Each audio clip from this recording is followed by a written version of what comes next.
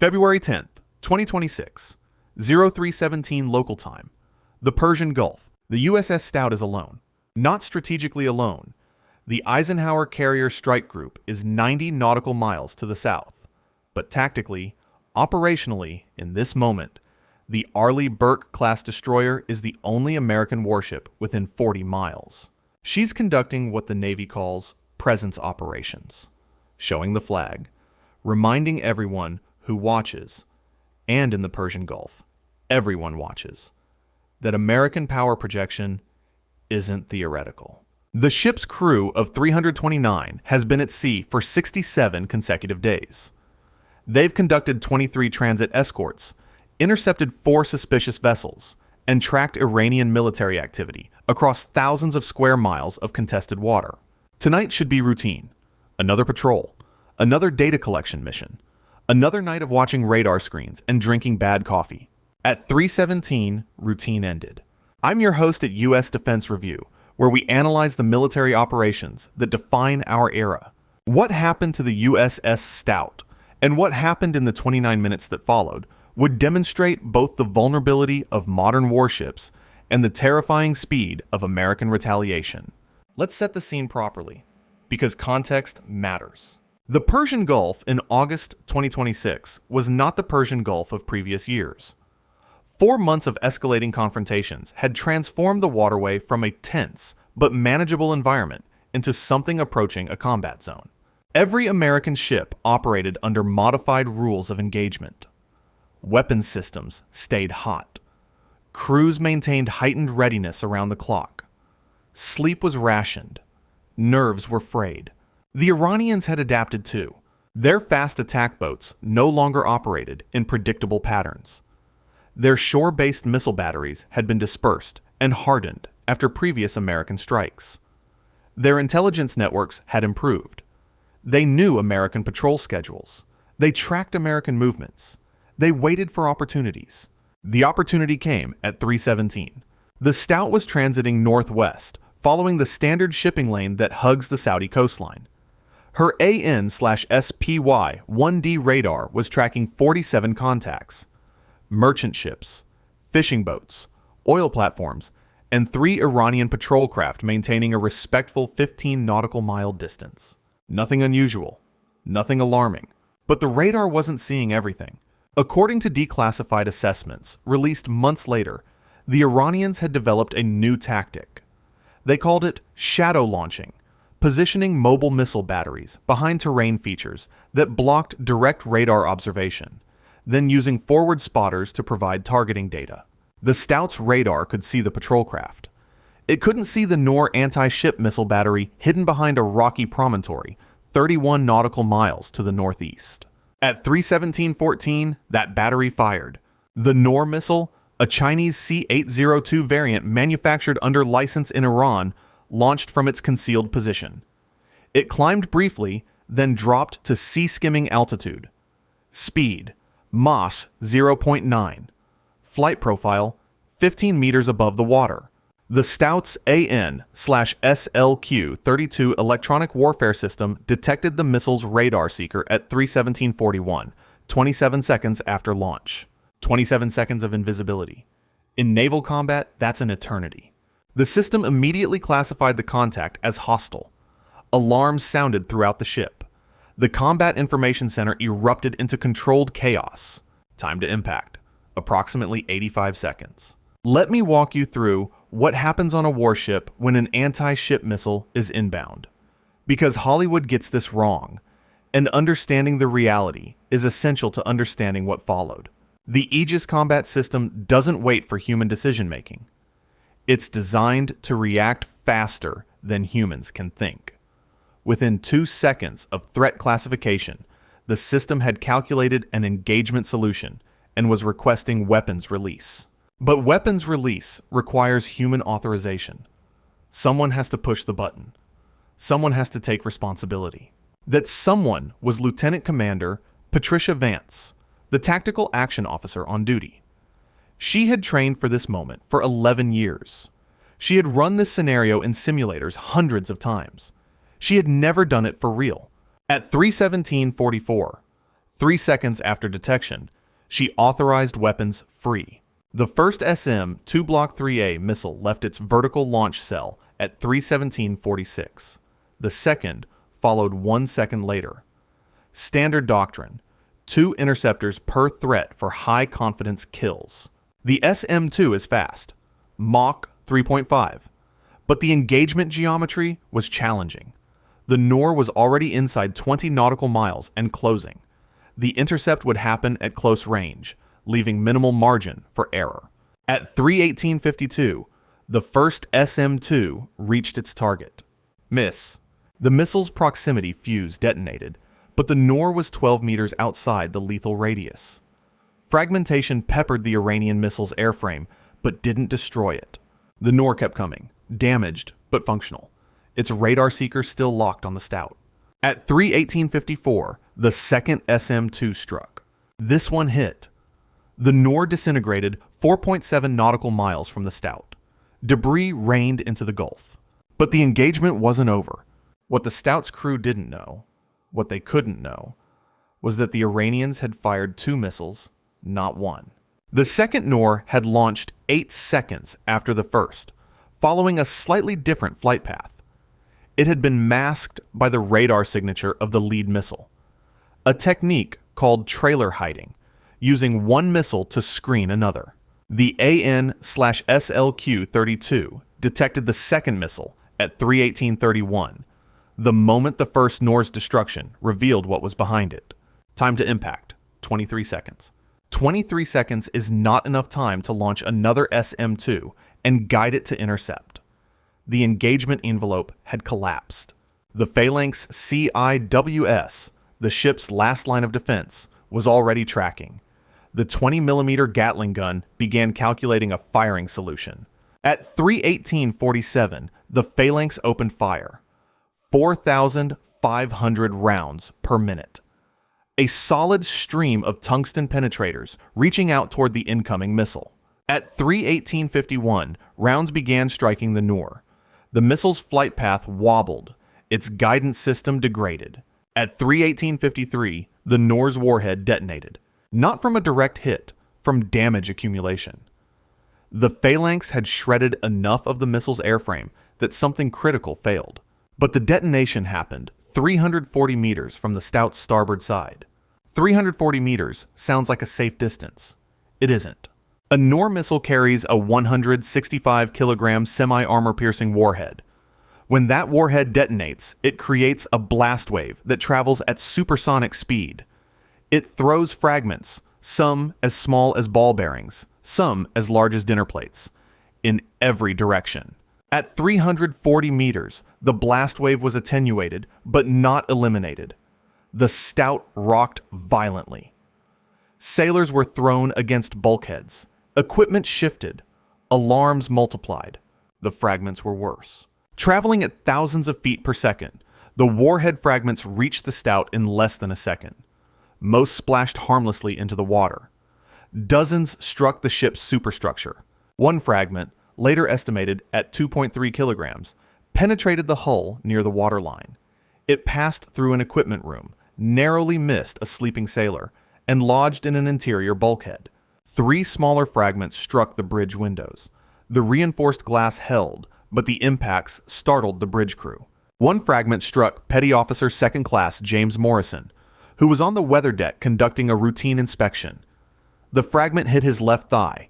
He went down immediately. The Stout wasn't sinking. She wasn't even critically damaged, but she had been hit.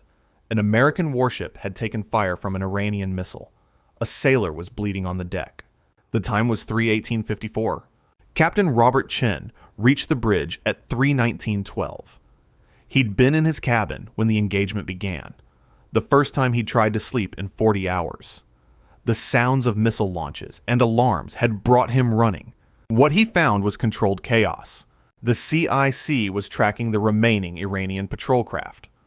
All 3 were now accelerating away at maximum speed. The damage control teams were assessing the hull penetration. The corpsman was treating Morrison on the weather deck. The communications officer was trying to establish contact with 5th Fleet. and Lieutenant Commander Vance was asking the question everyone was thinking. "Sir, do we have weapons release authority for the launch site?"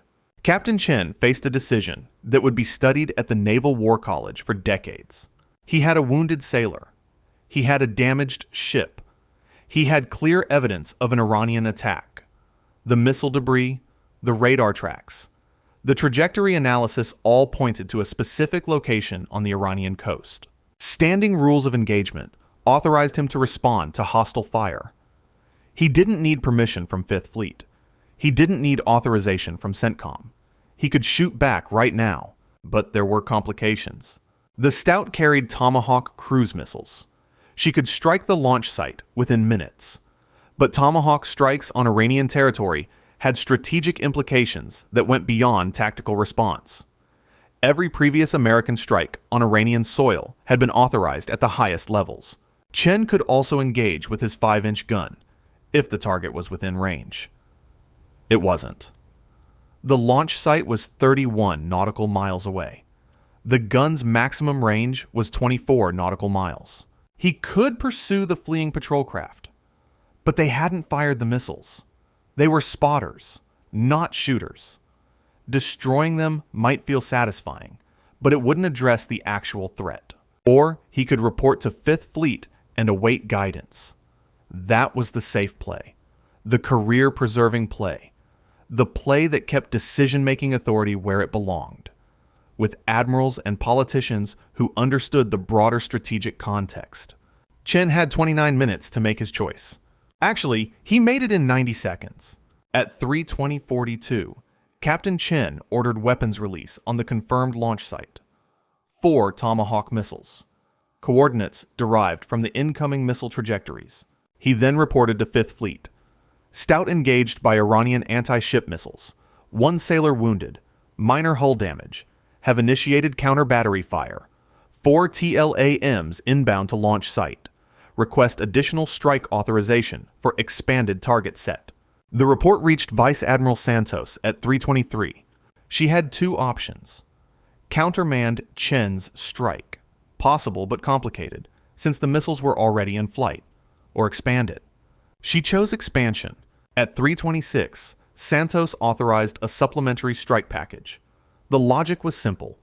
If Chen's Tomahawks destroyed the battery that fired, they wouldn't destroy the batteries that hadn't fired yet, and those batteries would still be there tomorrow. The expanded target set included 3 additional suspected missile positions along the same stretch of coastline. Intelligence confidence varied. 1 site was confirmed active, 1 was probable, 1 was possible. But after a direct attack on an American ship, possible was close enough. The assets were already moving. The cruiser, USS Gulf, operating 60 nautical miles south, began launching Tomahawks at 3:31. 8 missiles, 2 per target. The destroyer, USS Mitcher, 45 nautical miles west, added 4 more. Her captain had monitored the engagement in real time and had pre-positioned his weapon systems for rapid response. Total strike package: 16 Tomahawk cruise missiles, targeting 4 separate Iranian military installations. The first missile, one of Chen's original 4, struck at 3:44. The Noor battery that had attacked the Stout was positioned on a rocky outcropping overlooking the Gulf. 2 launcher vehicles, 1 radar unit, 1 command vehicle, approximately 20 personnel. The Tomahawk approached from the northwest, following a circuitous route designed to avoid Iranian air defenses. It descended to attack altitude 3 miles from target. The terminal guidance system locked onto the pre-programmed coordinates. Impact was precise. The first missile struck the command vehicle. The explosion killed 4 operators instantly and destroyed the battery's ability to coordinate fire. The second missile arrived 11 seconds later. It struck the radar unit. The battery was now blind and leaderless. The third and fourth missiles hit the launcher vehicles. Secondary explosions confirmed propellant detonation. The battery that had attacked the USS Stout ceased to exist at 3:45, but the strike wasn't over. At 3:46, the Gulf's missiles began arriving at their targets. The first secondary target was a suspected Noor battery, 12 kilometers east of the confirmed site. Satellite imagery had shown launcher-shaped objects under camouflage netting. Intelligence assessment: 70% probability of active military installation. 2 Tomahawks struck the site. Post-strike analysis would later confirm it was a decoy. Wooden mock-ups designed to attract American attention and American missiles. The Iranians had learned from previous engagements. They were adapting. The second secondary target was different: a coastal radar installation that provided early warning and targeting data for multiple missile batteries. Not a launcher itself, but a critical node in Iran's coastal defense network. 2 Tomahawks struck this target. Both found legitimate military equipment. The radar was destroyed. Its operators, an estimated 8 personnel, were killed. The third secondary target was the most controversial. Intelligence had identified a warehouse complex 400 meters from a civilian neighborhood. Imagery analysts believed the warehouse stored missile components, guidance systems, warheads, fuel. Destroying it would degrade Iran's ability to sustain long-range strikes. But 400 meters from civilians meant risk. Tomahawk guidance is precise. Circular error probable of less than 10 meters. But precise isn't perfect, and even a perfect hit can cause collateral damage if secondary explosions spread. The strike authorization had come with a caveat. Impact timing was restricted to minimize civilian presence. At 3:48 local time, most residents would be asleep. Traffic would be minimal. The risk, while not eliminated, was reduced. At 3:48:23, 2 Tomahawks struck the warehouse complex. The primary explosions were contained. The structures collapsed inward. Fire crews would later report that the blaze was consistent with chemical propellant combustion, suggesting the intelligence was accurate. No confirmed civilian casualties were reported. Iranian state media claimed otherwise, but satellite imagery showed no damage to the adjacent residential area. The final missiles, from the Mitcher, struck at 3:51. Their target, a mobile missile battery that had been observed relocating 6 hours earlier. The coordinates were derived from predictive modeling. Where would the battery go based on known Iranian doctrine? The modeling was wrong. Both missiles struck empty terrain. The battery had moved to a location the analysts hadn't predicted. This is the reality of military operations. Not every strike succeeds. Not every target is where you expect it to be. The fog of war doesn't lift just because you have satellites and computers. At 3:52, 29 minutes after the Stout was hit, the strike was complete. 16 missiles, 4 target sites. Results: 1 confirmed battery destroyed, 1 radar installation destroyed, 1 logistics facility destroyed, 1 decoy destroyed, 1 empty field cratered. The cost to Iran: significant but not crippling. 1 operational missile battery, 1 radar site, unknown quantities of stored material, an estimated 30 to 40 personnel killed. The cost to America: 1 wounded sailor, minor ship damage, and 16 Tomahawk missiles at approximately $1.5 million each. Petty Officer Morrison was evacuated to Bahrain by helicopter the following morning. The fragment had missed his femoral artery by 2 centimeters. He would walk again after 6 months of rehabilitation. He would never return to sea duty. The Stout completed her patrol and returned to Bahrain for repairs. The hull penetration required 2 weeks in dry dock. The psychological damage to her crew took longer to assess. Captain Chen received a letter of commendation from the Chief of Naval Operations. His decision to initiate counter-battery fire without waiting for authorization was deemed tactically sound and strategically appropriate. The letter didn't mention that he'd also been lucky. Lucky that his Tomahawks hit legitimate targets. Lucky that no civilians died. Lucky that the escalation didn't spiral further. The diplomatic aftermath followed the familiar pattern. Iran condemned the American act of aggression.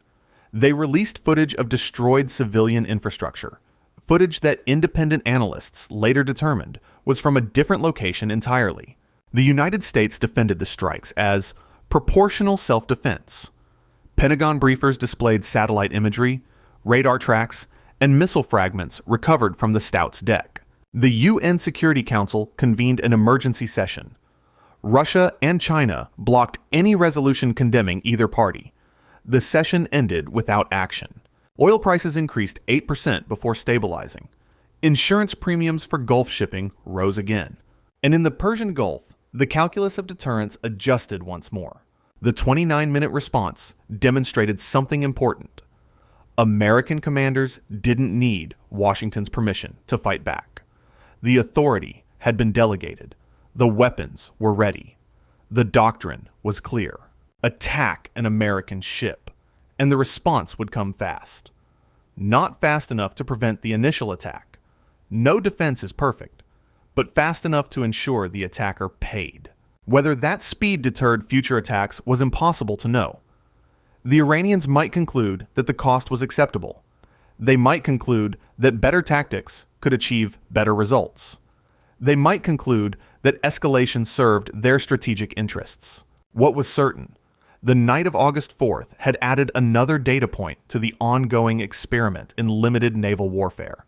Ships hit, missiles launched, targets destroyed, casualties sustained. The pattern was accelerating. Each engagement taught both sides something new. Each response raised the stakes. Each escalation narrowed the distance between limited conflict and unlimited war. The Persian Gulf had become a laboratory. The experiment was testing how far two nations could push each other before something broke. On August 4th, nothing broke. The Stout survived. The Iranians absorbed their losses. The world continued turning. But the margin was shrinking.